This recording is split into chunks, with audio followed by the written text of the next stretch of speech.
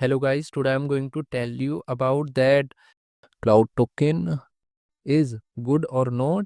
Now before we start the video, let's hear my legal disclaimer. This video is only for educational purpose. Do your own research for the investing. Firstly, you have to open this token on CoinMarketCap and copy this address. After that, you have to open go+lab.io website and paste here token address. And you have to select this token native blockchain and click on check button. So here you can check risky item and attention item. Risky item is 0 and attention item is 1. Here in this attention, buying tax is unknown. Now here you can see top 10 holders liquidity percentage. Top 10 holders liquidity percentage is around 23%. Token holders is around 12,000.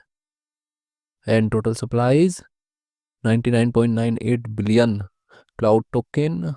After that, you have to open this token on CoinMarketCap and click on market section. Now here you can check this token is listed on STX, KCX and other exchanges.